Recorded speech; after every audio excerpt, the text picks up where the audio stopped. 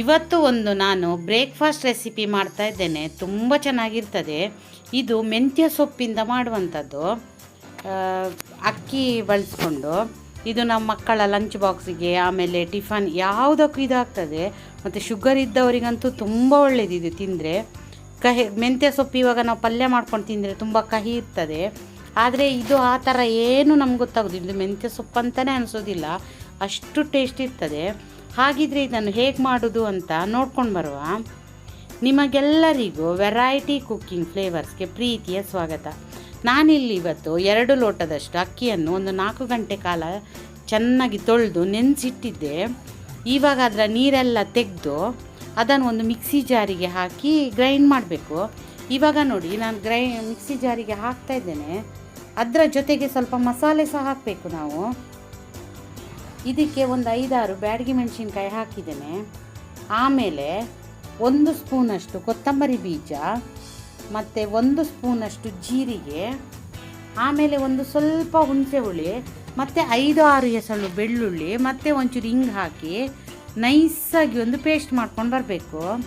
ನೋಡಿ, ಇವಾಗ paste ready ಆಗಿದೆ.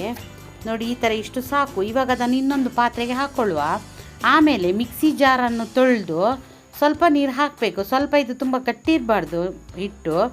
ನಮಗೆ ಯಾವ ಇದು ಕನ್ಸಿಸ್ಟೆನ್ಸಿ ಬೇಕು ಆ ಥರ ಇದು ಮಾಡಿ ನೋಡಿ ನೀರು ಹಾಕಬೇಕು.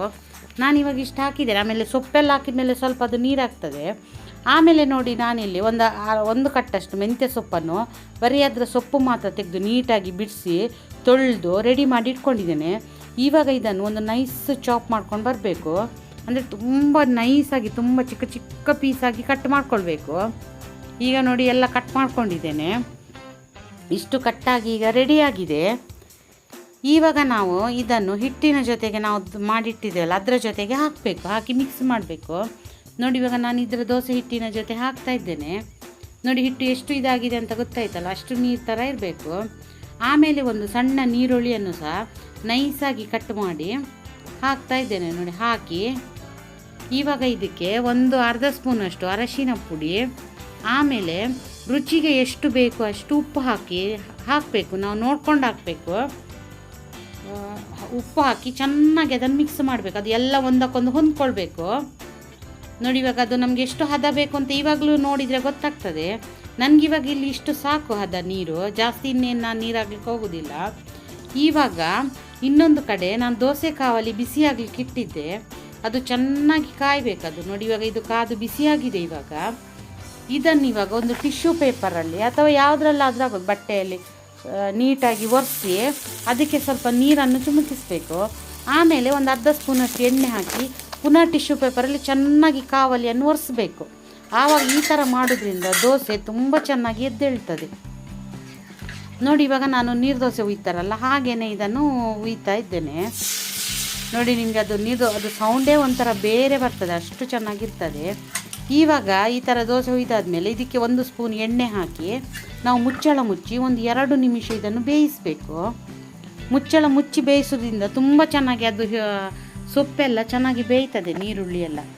ಇವಾಗ ನೋಡಿ, ಒಂದು 2 ನಿಮಿಷ ಆದಮೇಲೆ ಅದು ಮುಚ್ಚಳ ತೆಗೆದು ಮತ್ತೆ ಪುನಃ ದೋಸೆಯನ್ನು ತಿರುವಿ ಹಾಕಬೇಕು, ಉಲ್ಟಾ ಮಾಡಿ ಹಾಕಬೇಕು. ಅದು ಇನ್ನೊಂದು ಕಡೆ ಸಹ ಚೆನ್ನಾಗಿ ಬೇಯಬೇಕು. ಅಂದರೆ ಸೊಪ್ಪೆಲ್ಲ ಅವಾಗ ಚೆನ್ನಾಗಿ ಬೇಯ್ತದೆ. ನಾವು ಬೇಕಂದರೆ ಕ್ರಿಸ್ಪಿಯಾಗಿ ಸಹ ಬೇಯಿಸ್ಕೊಳ್ಬೋದು. ನಾನು ಆ ಥರ ಏನು ಮಾಡ್ತಾಯಿಲ್ಲ, ಸ್ವಲ್ಪ ಮೆತ್ತಾಗಿರಬೇಕು ಅಂತ ಸ್ವಲ್ಪ ಇದು ಮಾಡ್ತಾಯಿದ್ದೇನೆ. ಇವಾಗ ನೋಡಿ, ಉಲ್ಟಾ ಹಾಕಿದ್ದೇನೆ. ಇದು ಸಹ ಅಷ್ಟೇ, ಒಂದು 2 ನಿಮಿಷ ಬೇಯಿಸಿದರೆ ಸಾಕು. ಈಗ ಉಲ್ಟಾ ಹಾಕಿದ ಮೇಲೆ ನಾವೇನು ಮುಚ್ಚಳ ಮುಚ್ಚಬೇಕಂತ ಏನೂ ಇಲ್ಲ. ನೋಡಿ, ಇವಾಗ ಇದು ದೋಸೆ ರೆಡಿ ಆಯಿತು. ನೋಡಿ, ಹೀಗೇ ನಾನು ಪುನಃ ನಾವು ಯಾವ ಥರ ಮಾಡಿದ್ದೇವೆ, ಸ್ವಲ್ಪ ನೀರು ಚಿಮುಕಿಸಿ ಅದಕ್ಕೆ ಎಣ್ಣೆ ಹಾಕಿ ಟಿಶ್ಯೂ ಅಲ್ಲಿ ಒರೆಸಿ ಅದೇ ಪ್ರೊಸೀಜರ್ ಕಂಟಿನ್ಯೂ ಮಾಡಿ ಒಂದೊಂದೇ ದೋಸೆ ಹಾಕಬೇಕು, ಮುಚ್ಚಳ ಮುಚ್ಚಿ. ನೋಡಿ, ಇವಾಗ ಈ ಥರ ಮಾಡ್ತಾ ಇದ್ದೇನೆ. ಹೀಗೇ ನಾನು ಒಂದು ಸುಮಾರು 4-5 ದೋಸೆ ಮಾಡ್ಕೊಂಡು ಬರ್ತೇನೆ. ಆಮೇಲೆ ನಾನು ನಿಮಗೆ ತೋರಿಸ್ತೇನೆ ಹೇಗಾಗಿದೆ ಅಂತ. ತುಂಬ ಚೆನ್ನಾಗಿರ್ತದೆ ಇದು ದೋಸೆ. ಮತ್ತು ಇದನ್ನು ನೋಡಿ ಹಾಗೇ ತಿನ್ಬೋದು ನಾವು. ಇದಕ್ಕೆ ಸೈಡಿಗೆ ಏನು ಬೇಕಂತ ಇಲ್ಲ. ಈಗ ಇದಕ್ಕೆ ದೋಸೆ ಮಾಡಿದರೆ ಚಟ್ನಿ ಬೇಕು, ಪಲ್ಯ, ಆ ಥರ ಇದು ಹಾಗೇ ತಿನ್ಬೋದು. ಯಾಕೆಂದರೆ ಇದರಲ್ಲಿ ಎಲ್ಲ ಮಸಾಲೆ ಐಟಮ್ ಇದೆ ಅಲ್ಲ, ಹಾಗಾಗಿ ನಾವಿದನ್ನು ಮೊಸರು ಮತ್ತು ಉಪ್ಪಿನಕಾಯಲ್ಲಿ ತಿಂದದ್ದು ತುಂಬ ಚೆನ್ನಾಗಿರ್ತದೆ. ನೋಡಿ, ನಾನಿಲ್ಲಿ 2 ದೋಸೆ ಫೋಲ್ಡ್ ಮಾಡ್ತಾ ಇದ್ದೇನೆ. ಎಷ್ಟು ಮೆತ್ತಗೆ ಬಂದಿದೆ ನೋಡಿ, ಬಿಸಿ ಬಿಸಿ. ಇದು ಮಕ್ಕಳ ಬಾಕ್ಸಿಗಂತೂ ತುಂಬ ಚೆನ್ನಾಗಿರ್ತದೆ.